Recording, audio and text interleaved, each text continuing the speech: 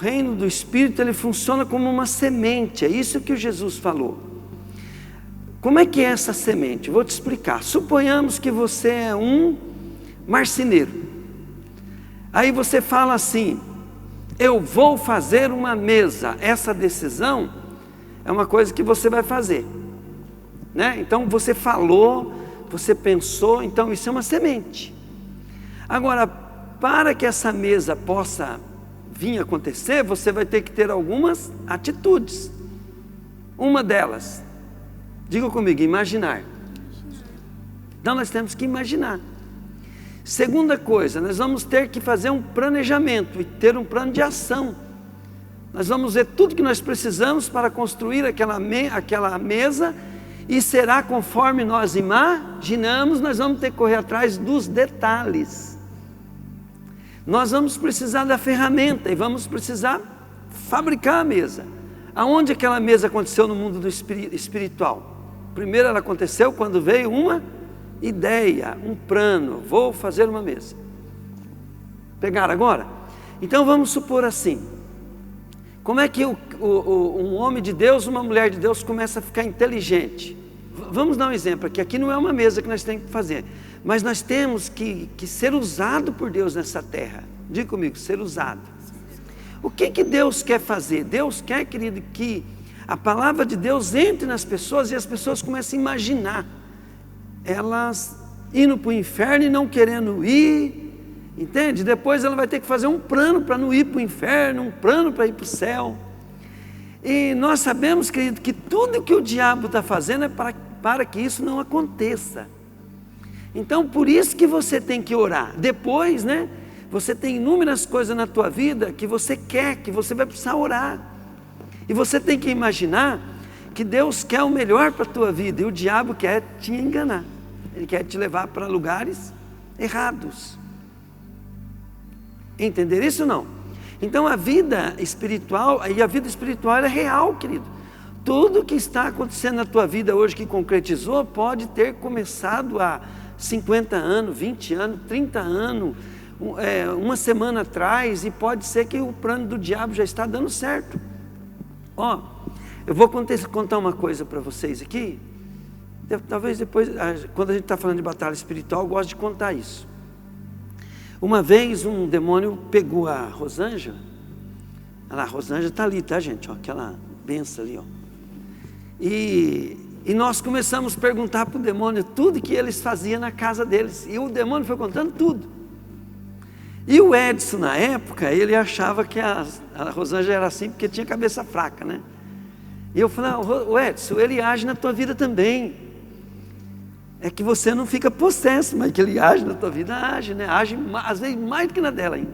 E o Edson ali, eu falei: um dia eu vou te provar. E no dia que o demônio manifestou, veio o tranca-rua. Veio um monte de demônio, mas tranca-rua apareceu. Eu falei: agora eu lá na minha mente, eu falei: agora eu vou mostrar para o Edson, né? Porque eu sei que o diabo apronta. Aí eu falei para o diabo: olha aqui para o marido dela, olha. Né? Isso o Edson está aqui de prova, né? Se ele for contar, ele pode contar até melhor do que eu. Aí, eu perguntei para o demônio: demônio, o que você faz na casa? Ele começou a falar: eu faço isso, eu faço aquilo, eu faço aquilo. E dedou todo mundo lá, todo mundo na casa fazia coisa do tranca-rua, né? Até a mãe da Rosângela, ele falou que ela cozinhava demais e sobrava comida, que essa era a obra dele. Vocês estão entendendo, gente? Como é que o diabo conseguiu isso? Ele tem planos, estratégia, faz a pessoa pensar diferente e começa a acontecer. Só que daí eu falei assim para o diabo: diabo, você é bem sem vergonha, você é safado, né? Porque se a pessoa ganha um monte de dinheiro, tudo isso aí que você falou é regalia nossa, nós pode fazer isso, né? Apesar que era obra do diabo, mas, né, nós pode ter uma regalia, né, se nós ganhar bastante. Falei: então, eu quero que você conta, olha para uma esposa dela, está vendo? Está vendo? Vê você e os seus, porque pode ser aquele demônio, não pode não ter feito nada, mas a hierarquia do tranca-rua com certeza faz na vida de todo mundo, né? Aí falei para ele: ó, eu quero que você fala para mim aqui agora, ó, eu vou te dar uns 30 segundos para você falar, porque você vai ter que conversar com os seus, eu sei disso.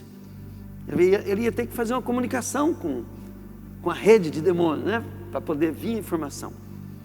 Você vai falar o dia, a hora e o nome do cliente do último negócio que você estragou do Edson. Bom, ele demorou um pouquinho, estava um japonês comigo, né? Demônio é tudo sem vergonha, né? O japonês falou, vamos logo, demônio. Ele olhou para o japonês, mas você é chato em japonês. Desse jeito. E passou o tempo, ele falou assim, cliente São João, sábado, 9 horas da manhã. Eu acho que é isso mesmo, né, Edson? É, né? Cliente São João, sábado, 9 horas da manhã. Aí nos dias o Edson foi lá na loja, né? Porque daí nós expulsamos o demônio, não deu tempo de nós conversar. Ele falou, pastor, só eu sabia. Ninguém sabia. Esse era um dos melhores clientes, é ainda, né? Um dos melhores clientes dele, voltou a ser cliente. E ele ligou para mim do nada e desmanchou uma carga de alfafa, e era exatamente nesse dia, mais ou menos nessa hora. E aí o Edson, né, começou a ver que o negócio era sério. Vocês estão entendendo, querido? Então, olha bem, tudo que você anda aprontando aqui, você está mexendo no mundo espiritual, está contribuindo ou atrapalhando. Hoje eu escutei um homem de Deus falando, ele fala assim, primeiro ponto para você derrotar uma ação demoníaca é ignorá-la. Ignorá-la não quer dizer que você vai fazer alguma coisa, mas você não dá muita, sabe, não dá importância, porque depois que você não dá importância, você pega a autoridade, daí você pode desmanchar o que ele faz. Mas quando você fica preocupado, tenso, nervoso, você está com a sua atitude, você está com falta de fé e construindo uma coisa que o diabo não tem, né? Que é toda aquela autoridade, você está passando a autoridade, porque tudo que você dá importância é grande, entende? Quem determina que o diabo é grande ou pequeno é nós, porque nós somos o rei, o príncipe, o herdeiro dessa terra. O diabo, ele é um ladrão que a gente tem que dar para ele. Então, quanto mais importância, mais... Então, nós não podemos dar pelota. Pode ver que eu falo do diabo, da obra dele, eu não estou nem aí. Por quê? Porque eu sei em quem eu confio. E se eu ficar valorizando demais o diabo, eu estou dizendo no mundo espiritual que ele é grande, e aí, espiritualmente falando, ele fica grande mesmo e começa a ter força contra a minha vida. Então, quando eu estou falando as coisas, eu gosto de usar exemplo, que não tem nada que eu ensino para vocês que eu já não vivi. Pegaram ou não? Eu já vivi. Eu fui muito ousado, né, quando eu me converti. Né? Quebrei a cara, mas... e também a maioria das coisas que eu fazia arriscando, mas eu fazia porque eu já tinha visto alguém e falei assim, eu tenho que ver isso funcionar na minha vida. Né?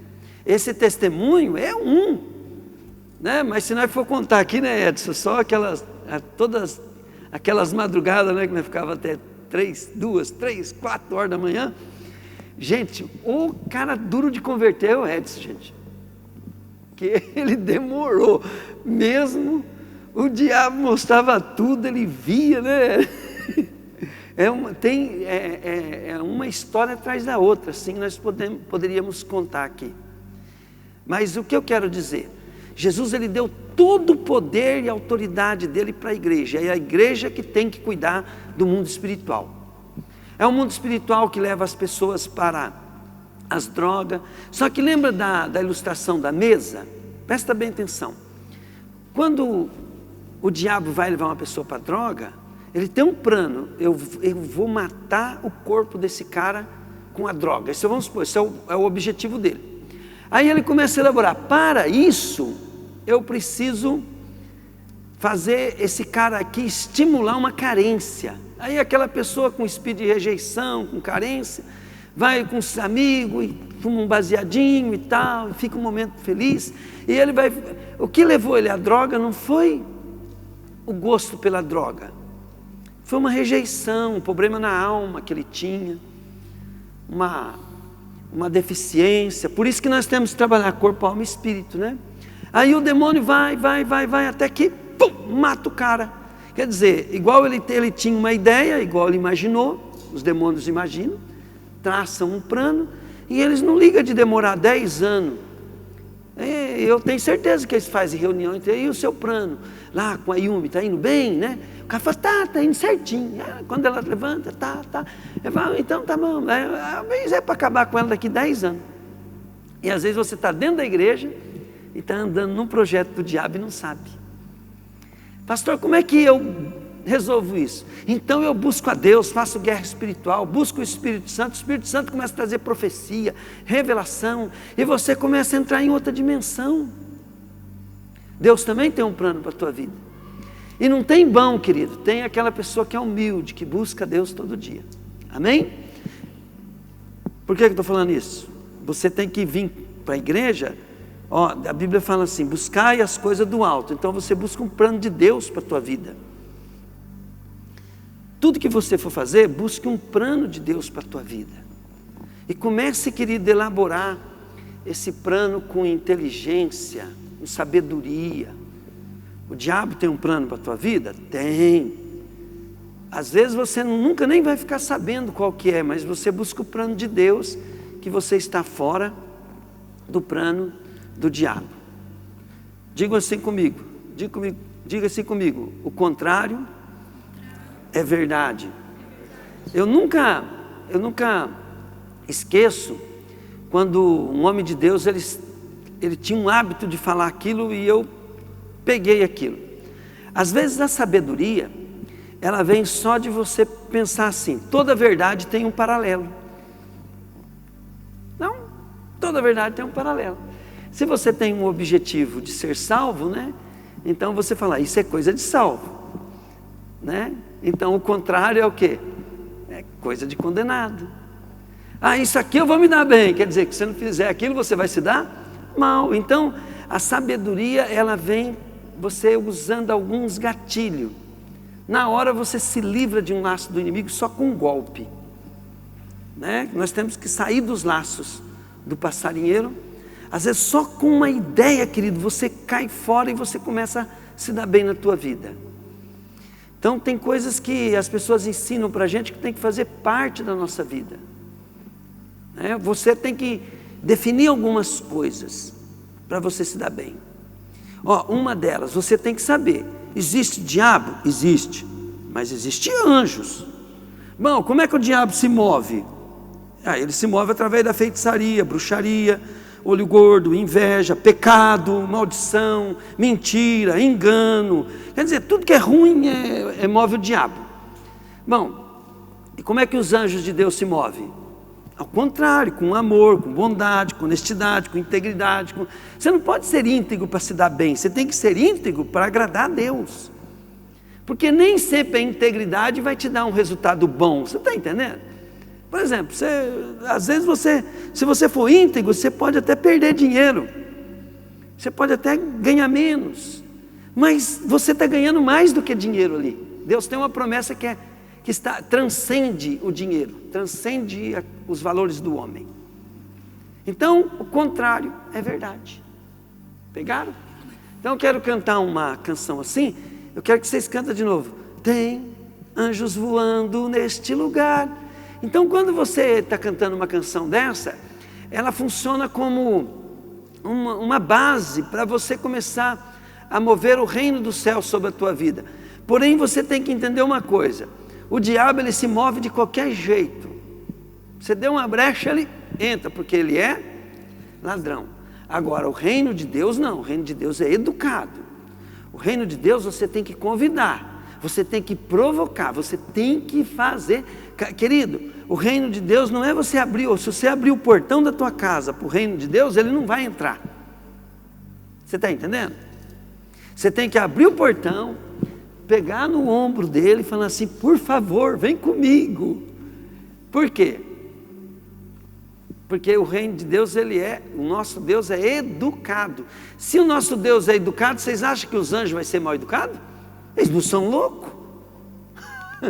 Então, querido, você tem que pedir, né, para Deus fazer, e Deus vai usar os anjos dele.